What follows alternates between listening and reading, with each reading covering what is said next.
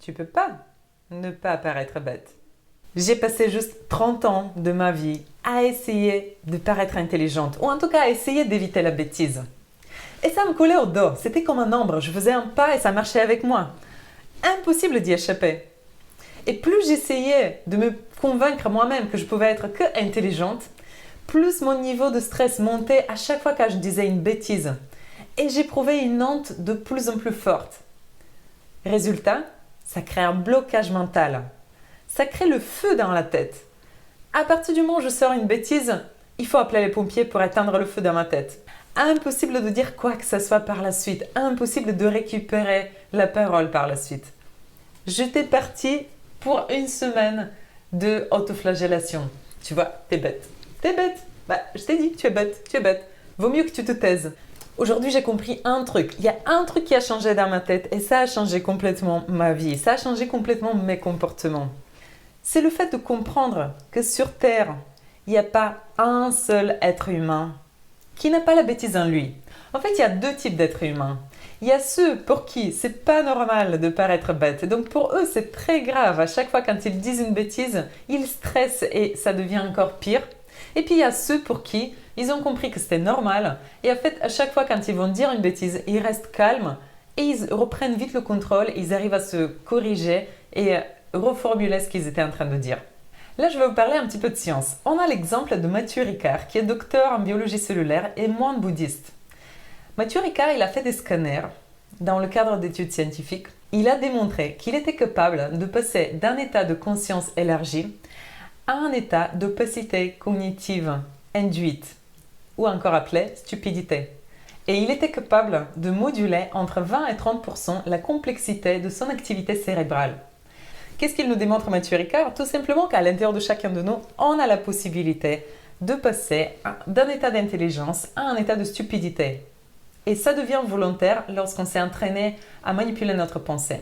D'autres études scientifiques démontrent que l'intelligence, c'est pas seulement une activité cérébrale. Au contraire, l'intelligence, c'est notre capacité d'inhiber l'activité cérébrale. C'est-à-dire qu'on n'est pas juste en train de stimuler et produire des pensées, c'est plutôt une façon d'inhiber cette activité pour sélectionner la pensée la plus appropriée ou bien la travailler autant qu'on peut. On peut imaginer ça comme si à l'intérieur de nos têtes, il y avait une population d'individus qui étaient tous en train d'échanger leurs idées. Et comme dans chaque groupe d'individus, il y a bien sûr les individus qui sont un peu plus bêtes. C'est le groupe de déconneurs. C'est le groupe des gens qui vont chercher à sortir des bêtises, soit pour faire rigoler, soit pour attirer l'attention, ou tout simplement pour se décharger, parce que c'est leur nature, ils sont experts là-dedans. Notre but, c'est quoi? C'est d'être vigilant par rapport à ces pensées qui vont de toute manière se produire dans nos têtes, les surveiller et être à l'aise à les identifier pour qu'on puisse les bloquer par la suite. Et ça, c'est notre premier outil aujourd'hui. C'est notre capacité de surveiller ce qui se passe à l'intérieur de nos têtes. Alors, ça demande de la métacognition, ça demande de la capacité d'observer nos pensées, mais ça demande également un énorme effort d'être à l'aise avec la stupidité à l'intérieur de nous. De ne pas se prendre au sérieux, de se dire « c'est normal que je produise des pensées bêtes, c'est le cas de tout le monde, je ne fais pas exception, je suis juste un être humain ». La bêtise, c'est quoi exactement? C'est une pensée qui est immature, c'est une pensée qui va sortir trop vite. Donc, ma capacité d'observer ce type de pensée immature va me permettre de les garder un peu plus longtemps à l'intérieur de moi afin qu'elles puissent mûrir avant de sortir à l'extérieur. Les deux questions que je peux me poser pour pouvoir valider si ma pensée elle est bonne ou elle n'est pas encore prête à sortir, c'est de me dire est-ce que c'est important ce que je pense? Est-ce que c'est important par rapport au contexte dans lequel je suis?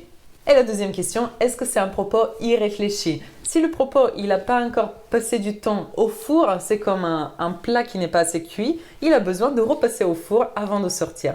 Ou bien il a besoin de différents éléments de l'extérieur pour qu'on puisse améliorer la recette du plat et pouvoir le cuire encore mieux et le sortir au monde quand il sera prêt à consommer. Donc le premier outil consiste à surveiller la pensée avant qu'elle sorte. Notre deuxième outil aujourd'hui, c'est de pouvoir se débrouiller dans un contexte où la pensée elle est déjà sortie, elle était immature, donc elle sera dans une forme de bêtise, et de savoir se débrouiller dans un contexte comme ça. Donc, qu'est-ce que j'ai besoin de me rappeler? La pensée elle est sortie, j'ai créé un contexte dans lequel c'est moi qui parais bête. Qu'est-ce que j'ai besoin de faire pour calmer l'émotion qui pourrait naître à l'intérieur de moi? Première chose, me rappeler encore une fois que c'est normal, me rappeler que je ne suis pas la seule à pouvoir produire de la bêtise. Et relâcher sur ce point-là. Je ne suis pas que bête, c'est juste une pensée bête que je viens de sortir. Et ensuite, je vais aller chercher les bénéfices de ça. C'est quoi les bénéfices quand moi je dis des bêtises? Toute première chose, les bêtises, ça fait rigoler. Les bêtises, c'est utilisé par les comédiens pour faire rigoler. Donc pourquoi pas, je ne serais pas moi une comédienne dans les moments où je fais rigoler les autres avec ma bêtise. Mon plus grand rire de cette année, c'était un moment de bêtise. C'est un moment où j'ai demandé ce que ça voulait dire l'abréviation DATA et que la réponse, elle était data. Ça a fait rigoler tout le groupe et j'ai pas pu arrêter de rigoler pendant 15 minutes. Je rigolais de ma bêtise. J'étais vraiment surpris à quel point je pouvais ne pas paraître intelligente. C'est une spécialité, c'est une expertise. Il faut passer à ce niveau-là, tout le monde ne peut pas l'atteindre. Donc, première chose, ça fait rigoler. Deuxième chose, quand moi je parais bête, les gens autour de moi, ils paraissent comment? Et ils vont paraître intelligents, c'est normal. Quand il y a un qui paraît bête, tous les autres vont se sentir qu'ils détiennent la connaissance. Donc je leur rends ce service de se sentir intelligents. Eux qui des fois probablement ils ont peur eux aussi de paraître bêtes, là dans cette situation c'est sécurisé, c'est moi qui ai pris le rôle de la bête, plus bête que moi elle ne peut pas y en avoir. Donc eux automatiquement deviennent intelligents. Et puis troisième gros bénéfice de la bêtise, c'est que lorsque moi je suis bête, je donne l'opportunité à l'autre à mieux exprimer sa parole. Peut-être que je parais bête parce que j'ai mal compris ce qu'il exprimait. Et probablement il a quelque chose à améliorer au niveau de sa communication. Et je lui crée l'opportunité, je lui donne cette chance de mieux exprimer son idée pour qu'il puisse mieux la transmettre. Donc je lui donne l'opportunité de devenir un meilleur communicant. Alors quand moi je prends le rôle de la personne bête, je rends service à des gens. Je rends service à des gens. Je rends service à des gens. On va s'arrêter là avec les bêtises. J'espère que ça vous a aidé. J'espère que vous allez être un peu plus à l'aise avec les moments où vous vous sentez bête et qu'on va pouvoir tous rigoler ensemble de la bêtise qui est à l'intérieur de nous, dans notre nature humaine, et qu'on puisse être de plus en plus à l'aise avec ces facettes de nous qu'on cherche à cacher dans l'ombre. Pourquoi? Alors qu'on peut s'amuser avec. Alors passez une excellente journée, on se retrouve bientôt pour une nouvelle vidéo et n'oubliez pas de vous abonner sur ma chaîne si vous aimez ce genre de réflexion, de compréhension sur notre nature et amusement avec qui on est. Bon, ben alors à bientôt.